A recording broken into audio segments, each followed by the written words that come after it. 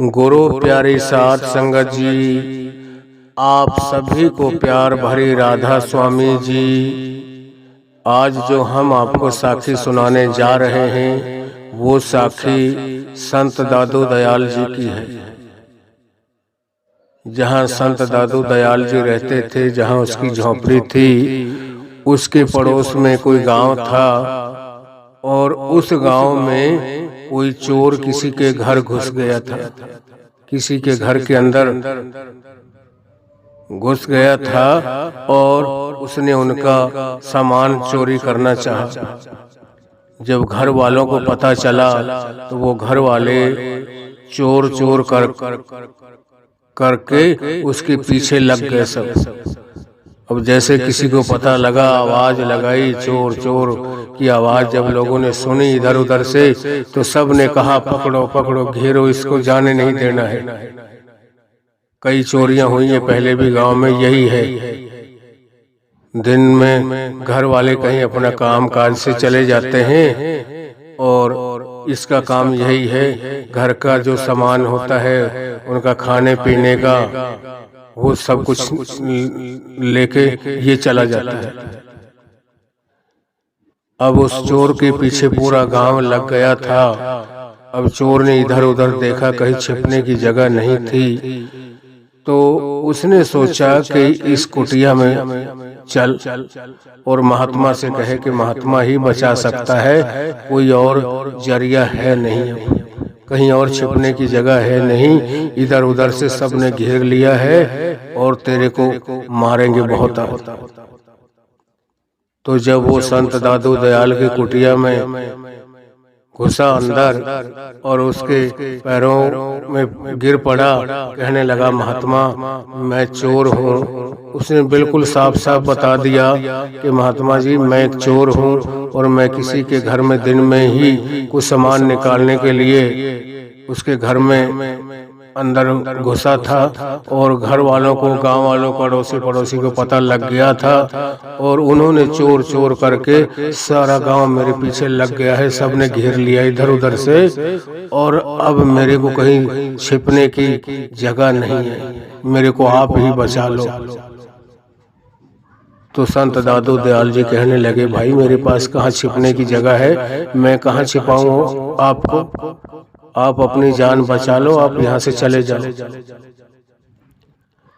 तो जब उस चोर ने संत दादू दयाल के पैर पकड़ लिए, पैर पकड़ने के बाद में कहने लगा महात्मा जी आप मेरे को छिपा लो, आप ही बचा सकते हो और किसी में कोई ताकत नहीं और कोई नहीं बचा पाएगा, और ये मेरे को गांव वाले जितने मेरे पीछे लगे हुए हैं ये जान से मार देंगे। तो संत जो होते हैं बड़े दयालु होते हैं, किसी का भी दुख, किसी की परेशानी नहीं देख सकते। जब उसकी वो बेनती, वो रिक्वेस्ट उन्होंने की, उस चोर ने की संत दादू दयाल से, तो उसकी बेनती को सुनकर उसने कहा ठीक है भाई। उसके पास एक मन 1.5 रुई रखी हुई थी अंदर, और आज तो बड़ी बड़ी मशीनें लगी हुई हैं जो रुई को अलग करती हैं और बिनौले को अलग निकाल देती हैं।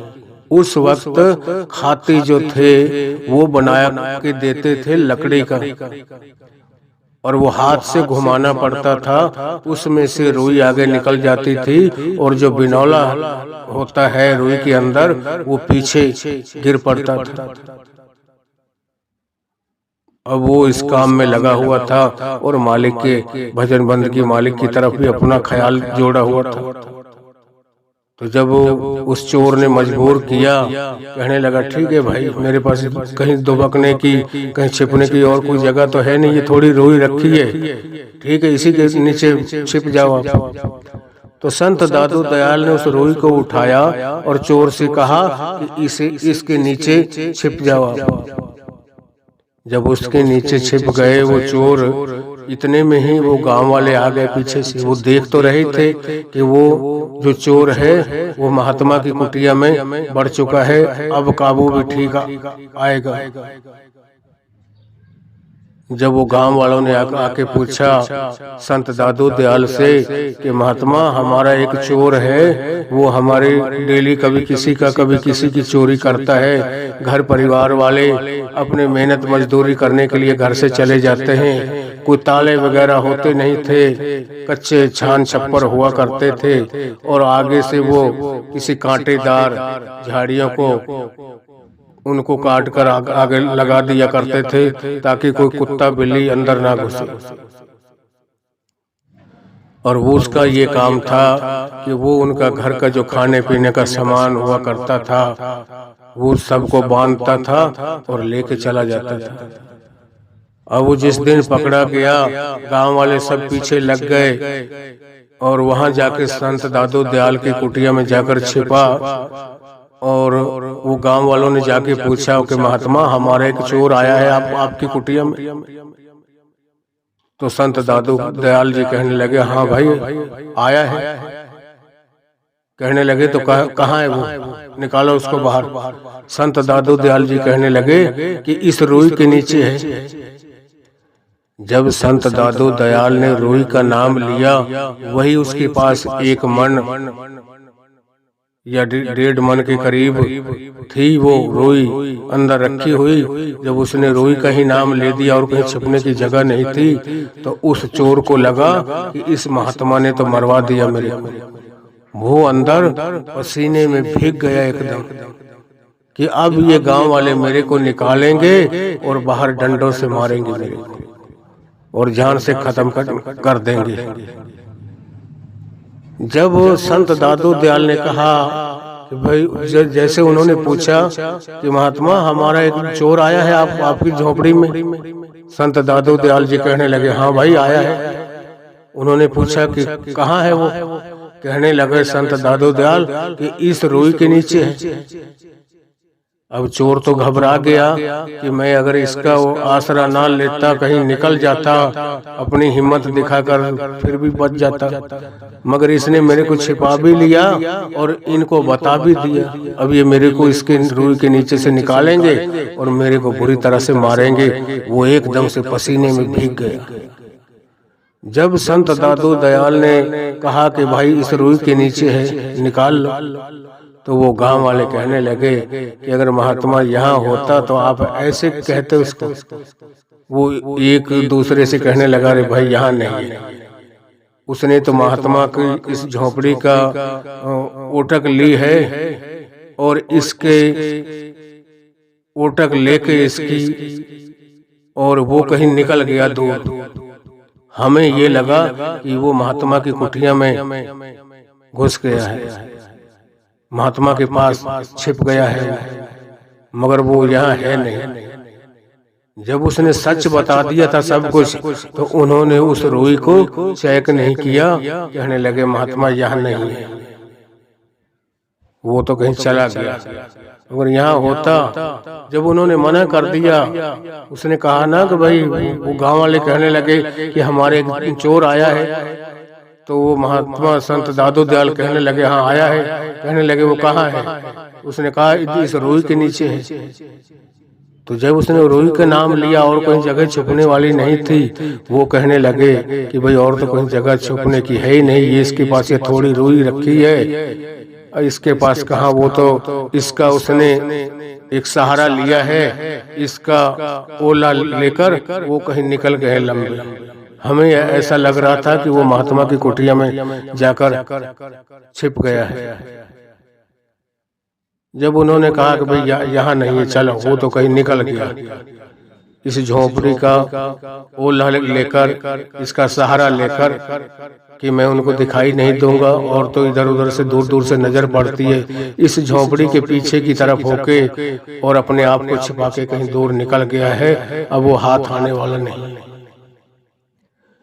जब वो गांव वाले सब के सब वापिस गए, चले गए, उस वक्त संत दादू दयाल ने उससे कहा कि बेटा बाहर आ जा।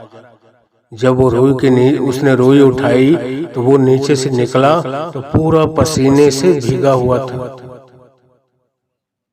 जो पसीने में भीगा हुआ था वो चोर, तो वो चोर संत दादू दयाल से कहने लगा कि महात्मा ये बताओ, या तो आप मेरे को छिपाते मत, और जब आपने छिपा ही लिया तो आपने तो मेरे को मरवा दिया था।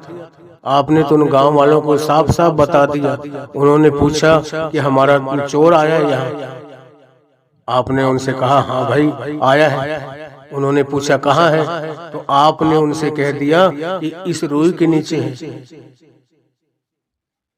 वो तो शुक्र है उस मालिक का, उन्होंने देखा ही नहीं। वो सोचने लगे कि अगर रुई के नीचे होता तो ये इस तरीके से थोड़ी बताते, और वो चले गए। कहने लगे ना, यहाँ है ही नहीं, ये थोड़ी सी रुई रखी है, यहाँ कहाँ छुपेगा वो, यहाँ छुपने की जगह है ही नहीं।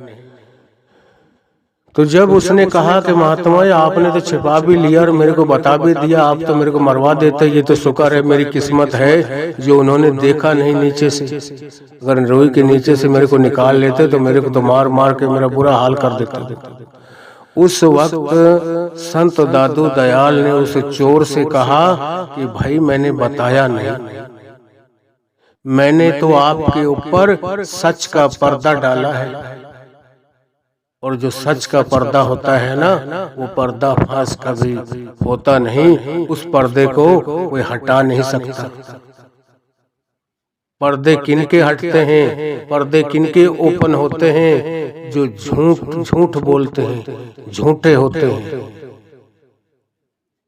तो संत खुद भी सच के रास्ते पर चलते हैं, सच के मार्ग पर चलते हैं, और हमें भी सच बोलना सिखाते हैं। कभी झूठ, कभी हेरा फेरी, उसके अंदर छल कपट कुछ नहीं होता। ना ही अपने शिष्य को, ना ही वो और किसी को ऐसी शिक्षा देते हैं। तो संत दादू दयाल ने कहा बेटा मैंने बताया नहीं, मैंने तो आपके ऊपर सच का पर्दा डाला है। अगर मैं टालम टोल करता ना भाई ना, यहाँ नहीं है, बाहर बाहर चलो, बाहर चलो, इस झोंपड़ी में कोई नहीं आएगा अंदर, तो वो तो मैं तो अकेला था, वो कई कितने आदमी थे, उन्होंने तो अपने आप ही रुई को इधर फेंक देना था और तेरे को तुरंत निकाल लेती। और मैंने झूठ भी नहीं बोला और आपको बचा भी दिया। मैंने तो सच का पर्दा डाला है आपके ऊपर, और सच का जो पर्दा होता है वो कभी हटता नहीं। हमें भी चाहिए कि हम हमेशा उस मालिक की भजन बंदगी करें, सच्चे ईमानदारी से करें, नेक नियत नीति से करें, ताकि मालिक हमारी भी भजन बंदगी की लाज रखे। एक बार संत दादू दयाल जी जो थे वो स्नान करके नहा करके एक चौकी बनी हुई थी लकड़ी की, उसके ऊपर खड़े हुए थे और अपने चेले से कहने लगे कि बेटा मेरी जो खड़ावा है पहनने की, यानी कि चप्पल जो है वो अंदर से लाके दे दो, मैं चला जाऊंगा।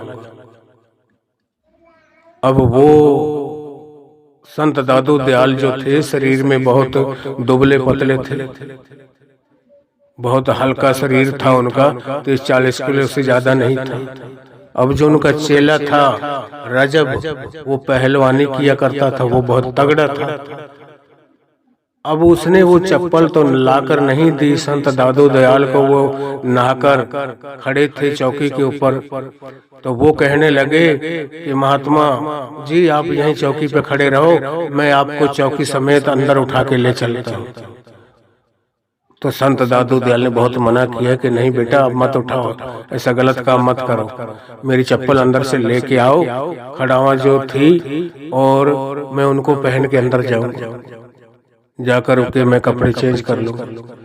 मगर वो नहीं माना, उसने भी जिद कर ली कि नहीं महात्मा जी आप खड़े रहो ऐसे ही, मैं आपको ऐसे चौकी समेत ही अंदर उठा के लेके चलता हूँ। जब वो बहुत मना किया, उसको अपनी जवानी का घमंड अहंकार था कि मैं कि इतना बलवान हूँ, इतना योद्धा हूँ, इतनी ताकत है मेरे अंदर, और गुरुजी तो बहुत हल्के शरीर के हैं, मैं तो इतना इतना वजन उठा लेता हूँ, मेरे को क्या फर्क पड़ता है। मैं ऐसे के ऐसे चौकी समेत ही गुरुजी को अंदर उठा के ले चलता हूँ। तो जब दादू दयाल ने बहुत मना किया, उन्होंने जिद की, ऐसे की ऐसे ही चौकी समेत उठाना चाहा, तो उसने कहा बेटा तू नहीं उठा पाएगा, तेरे अंदर मैं आ गई है, अहंकार से भरा हुआ है। तो गुरु को समझ रहा है कि ये तो बहुत दुबले पतले हैं, बहुत हल्का शरीर है इनका, 35-40 किलो वजन है इनका बस, ज्यादा से ज्यादा, और मैं ऐसे के ऐसे चौकी समेत ही उठा के ले चलूं।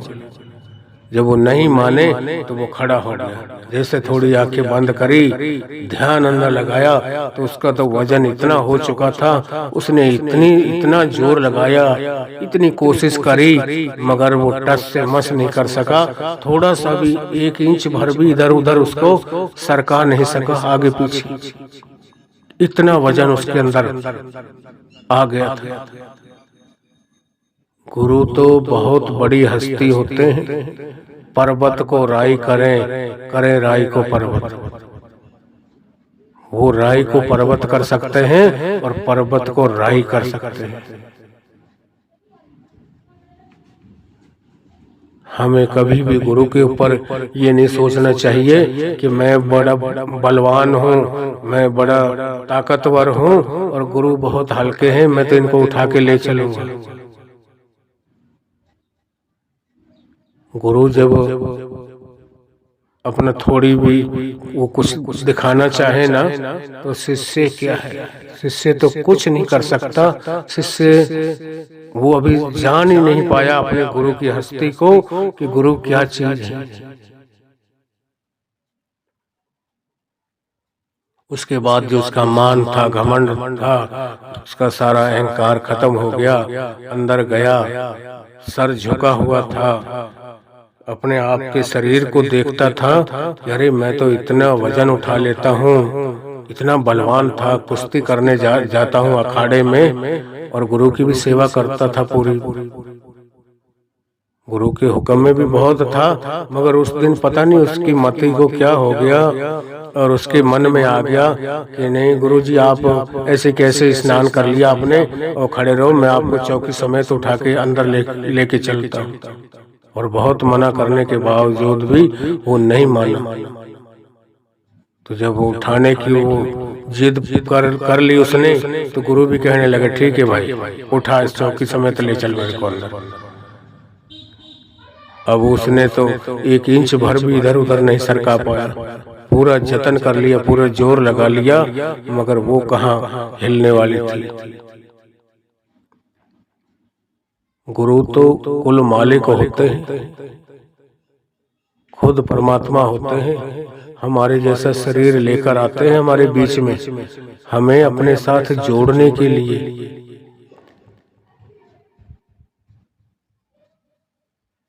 उसके बाद में जब उसका अहंकार और घमंड सब कुछ खत्म हो गया, गुरु के चरणों में गिर पड़ा, माफी मांगने लगा कि गुरुजी मेरे अंदर बहुत मान था, हम में अहंकार था कि मैं पता नहीं कितना बलवान हूँ, कितना योद्धा हूँ, मैं तो कितना वजन को उठा के ले जा सकता हूँ। गुरुजी तो बहुत हल्के हैं।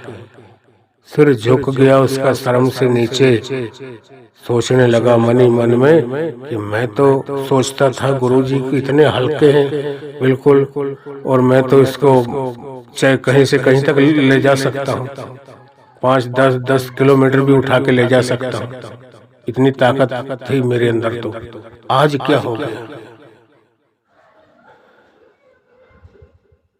गुरु की कभी परीक्षा नहीं लेनी चाहिए, गुरु कुल मालिक होते हैं। इसीलिए स्वामी जी ने अपनी वाणी में कहा है, सतगुरु को तुम मानुष मत जानो, वे हैं सतपुरुष की जान, धरी देह मानुष की, सतगुरु ने ज्यों त्यों तेरा करें कल्याण।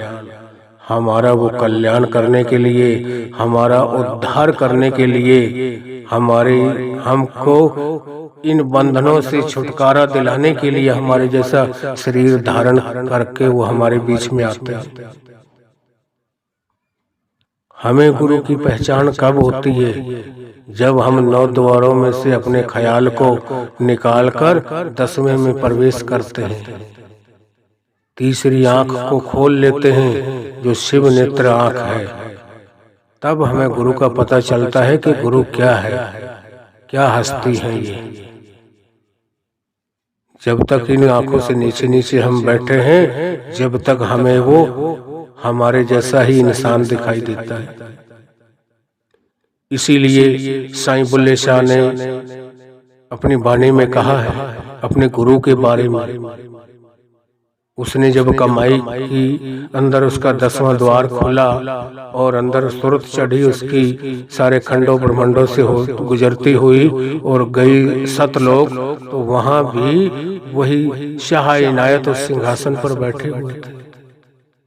उस वक्त साईं बुल्ले शाह ने अपनी वाणी में कहा कि मौला आदमी बनाया, कि वो जो खुद खुदा है वो हमारे जैसा ही शरीर लेकर हमारे बीच में घूम रहा है। ये आम इंसान नहीं है, ये खुद भगवान है। मगर पता कब चलता है? जब हम अंदर 9 द्वारों को खाली करके 10वें में प्रवेश करते हैं। इतने तक हमें कुछ पता नहीं चलता।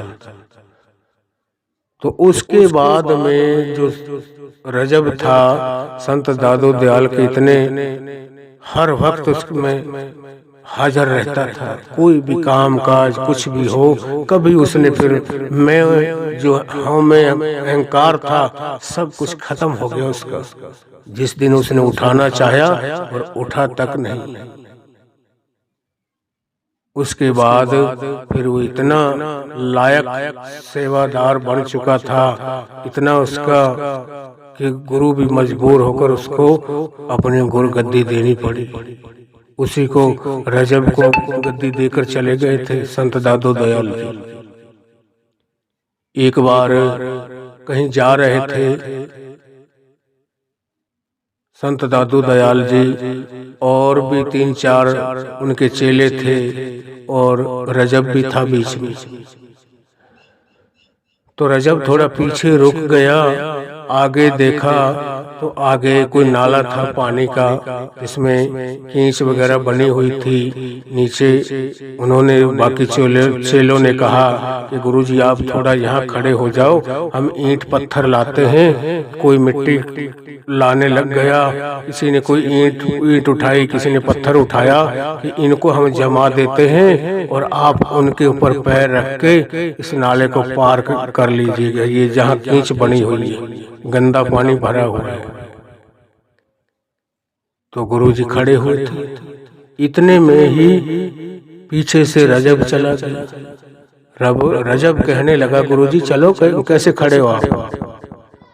तो संत दादू दयाल जी कहने लगे कि बेटा ये यहाँ थोड़ा सा गंदा पानी भरा हुआ है, नीचे कींच वगैरह बनी हुई है, और ये कह रहे हैं कि गुरुजी आप थोड़ी देर खड़े हो और हम ईंट पत्थर लाते हैं, कोई मिट्टी लाते हैं, यहाँ डालते हैं, रास्ता बढ़िया बन जाएगा, उसके बाद में आप यहाँ से निकल चलो। जब ये बात उनके कानों में पड़ी संत रजब के, तो रजब उसी वक्त उस गंदे पानी में उस कींच बनी हुई थी जहाँ, वहीं पेट के बल लेट गया और अपने सतगुरु को संत दादू दयाल जी से कहने लगा कि मेरे मुर्शिद मेरी कमर के ऊपर से पैर रख के आप बाहर निकल चले। जब तक हम इस तरीके का समर्पण नहीं करेंगे, अपने आप को सरेंडर नहीं करेंगे गुरु के प्रति, तन मन धन सब कुछ न्यौछावर नहीं कर देंगे गुरु के ऊपर, जब तक हमें कुछ नहीं मिलने वाला। अभी तक तो हम खाली दिखावा कर रहे हैं। हमें नाम जरूर मिला है, मगर हम अभी सत्संगी नहीं बने हैं। सत्संगी कौन होता है? जो अपने सुरत को अंदर शब्द के साथ जोड़ देता है। सच के साथ, सत्य के साथ लिव जब उसकी जुड़ जाती है, अंदर उस मालिक के नूरी स्वरूप के दर्शन कर लेता अपने सतगुरु के, उसके बाद में वो सत्संगी बनता है। अभी तो हमें एक तरह का हमारा, जैसे बच्चे का हम नाम लिखवाते हैं ना स्कूल में पढ़ने के लिए, इसी तरीके से हमारा भी नाम लिखा गया है। और जब हम पढ़ाई ही नहीं करेंगे तो हमें कोई MA BA की डिग्री नहीं देगा, हम जहाँ थे वहीं के वहीं बैठे रहेंगे। पहली क्लास में बैठाया था, पहली क्लास में बैठे रहेंगे सारी जिंदगी।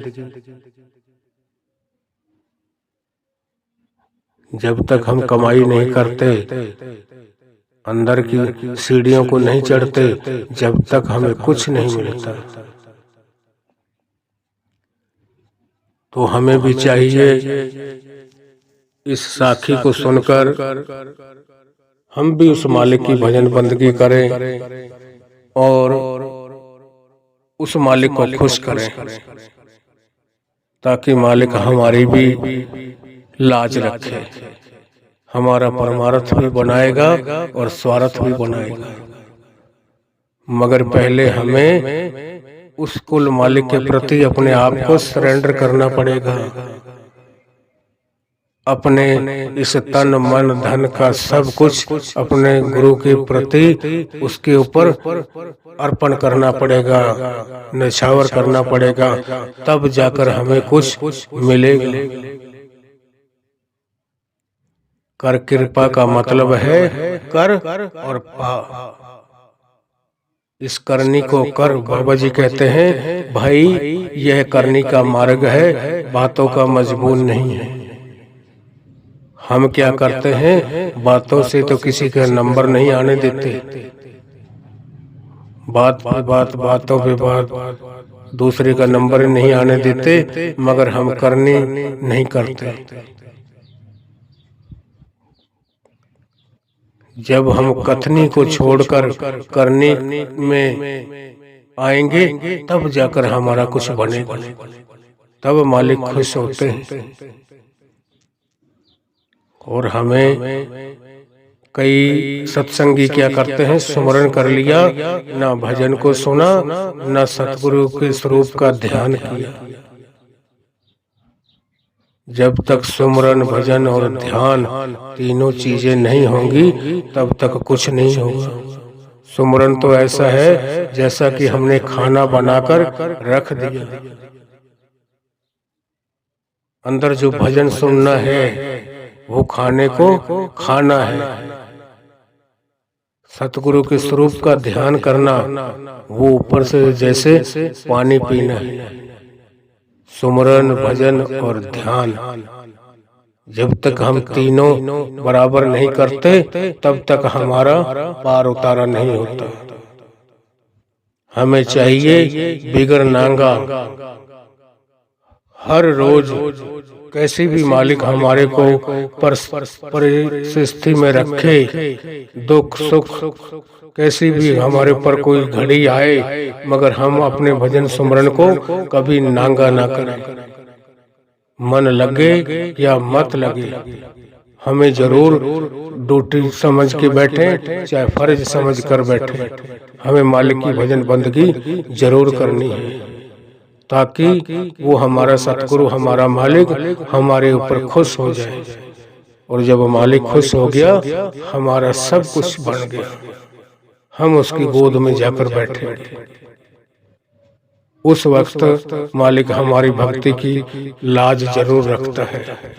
जब इतना देखता है कि इस बच्चे को मैंने कुछ दिखाया या नहीं दिखाया, इसको कोई अंदर शब्द धुन सुनाई दी या नहीं दी, या कुछ कोई लाइट आई या नहीं आई, मगर ये नियम का तो पक्का है, बैठता तो हर रोज है, वक्त तो पूरा दे रहा है।